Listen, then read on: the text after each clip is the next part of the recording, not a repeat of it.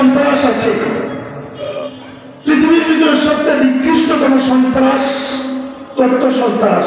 কি সন্ত্রাস বলেন? জবান খোলেন।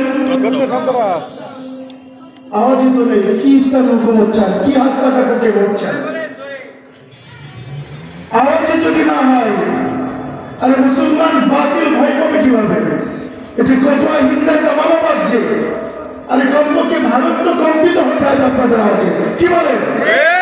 আমরা সীমান্তবর্তী এলাকার মানুষ, আমাদের গর্জনিত ভারত এক সময় দূরে পালিয়ে যাবে। কথা বলে ঠিক কিনা? এরপরে হামলা মামলার কথা হবে। ঠিক আছে না ভাই? গর্জন থাকতে হবে তো মুসলমানের। যাই হোক, যে কথা বলতেছিলাম, সবচেয়ে বড় সন্ত্রাসের নাম হলো তথ্য সন্ত্রাস। তথ্য সন্ত্রাস বলা হয় যারা ইতিহাসকে গোপন করে। কি কে গোপন করে? আমি আপনাদের কাছে স্পষ্ট করে দিতে চাই, মাইকের আওয়াজ যতদূর পর্যন্ত যাচ্ছে, প্রতিটি বিবেকবান মুসলমান অমুসলিম সকলের কাছে আমি আওয়াজ পৌঁছাতে চাই, ইতিহাসকে গোপন করা যদি সন্ত্রাসী হয়, তাহলে আমি মনে করবো অনেক জ্ঞানীগুলো সন্ত্রাস আমাদের সামনে আছে। কথা বলেন ঠিক কিনা? আমরা বলি 5 তারিখের ইতিহাস ছাত্র জনতার মাধ্যমে এসেছে। জনতার মাধ্যমে সাথে স্পষ্ট পোর্টফোলিও মাঠে কারা ছিল এটার ব্যাপারে পর্যন্ত কেউ বলেছে? বলেন।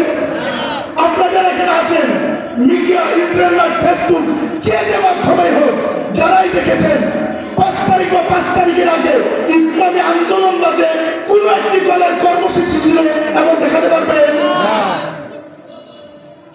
আমি বলবো ছাত্র ভাই আন্দোলন করেছে,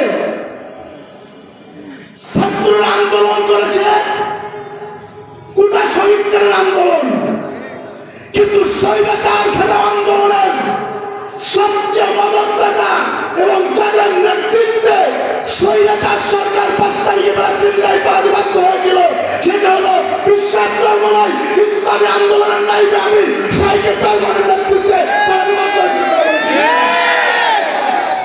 এই তথ্য আপনাদের মানুষের কর্মে ঘরে পৌঁছাতে হবে।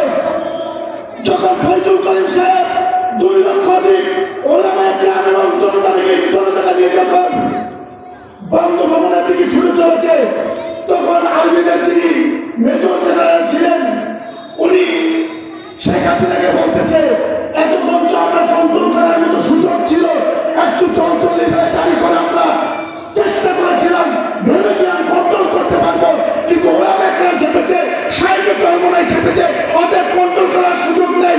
ওই বঙ্গভবনে আসতে তাদের সময় লাগবে হয়তো 30 থেকে 35 মিনিট, আপনার হাতে সময় আছে 30 থেকে 35 মিনিট বা 45 মিনিট। এর ভিতরে যদি আপনি না পেলাম, তাহলে আমরা গুলি করতে বাধ্য হবো।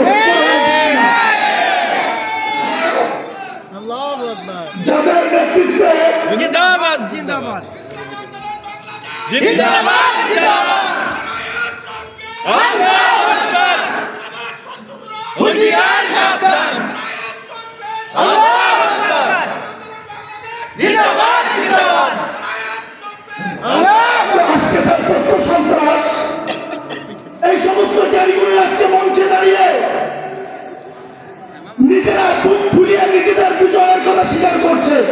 মাশাআল্লাহ ভাই, আপনারাও সহযোগী ছিলেন, সকলের সহযোগিতায় স্বৈরাচার দূর হয়েছে, কিন্তু যারা ময়দানে ছিল আপনি তাদেরকে ঢেকে দিতে চান কেন? কথা বলে ঠিক না? স্বৈরাচার সরকারের পরে যদি একজন সরকার গঠন করার মতো সত্য নেতা থাকে, তাহলে আমি স্পষ্ট কণ্ঠে বলতে চাই, এদেশে ভোট পাওয়ার ন্যায় নীতির পক্ষে যদি আপনার ভোট চাই, তাহলে ভোট পাওয়ার জন্য হলো বিশ্বাস চরমনায় প্রতীক হলো হাত পাওয়া দেওয়ার দিকে। অতএব ইতিহাস ভুলে যাবেন না। আপনারা ইসলামী আন্দোলনের পক্ষে কাজ করেন, আমরা ইসলামী আন্দোলনের নেতা কর্মীরা কিন্তু প্রমাণ প্রদায় করতে রাজি নাই। আমরা যদি মনে করি আজকে অনেক দল, বিএনপি থেকে শুরু করে অনেক দল আছে, তারা টিআর খাবিকা বিধবা ভাতা নিয়ে কামড়াকামড়ি করছে, কেন জানেন? নিজের পেট বোঝাই করবে। আমরা যদি চাই কি ওনার বাপের ক্ষমতা নেই, আমাদেরকে বাদ দিয়ে দিলে অন্য কিছু বন্টন করবে, ওনার বাপের ক্ষমতা নেই। কারণ তিনারাও জানেন এদেশ ইসলামী আন্দোলনের নেতৃত্বের মাধ্যমে 5 তারিখ প্রতিষ্ঠা হয়েছে, স্বৈরাচার সরকার গিয়েছে, এদেশ 24 সালে স্বাধীন হয়েছে। অতএব তারা আমাদের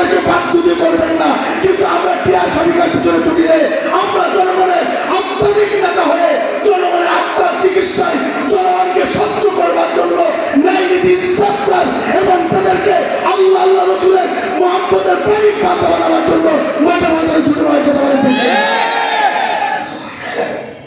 আরেকটি কথা হলো, আমরা যারা মাইকের আওয়াজ শুনছি আমরা শুধু নামাজকে ফরজ মনে করি, কথা বলেন ঠিক কিনা?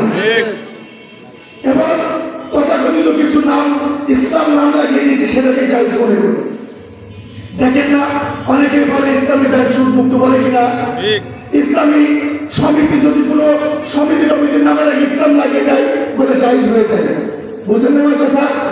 ইসলামী ফারিস্ট, ইসলামী ইন্স্যুরেন্স আছে না? এই ইসলামী ইন্স্যুরেন্স বলে জায়েজ কোন কথা আছে না? ইসলাম লাগিয়ে অনেকে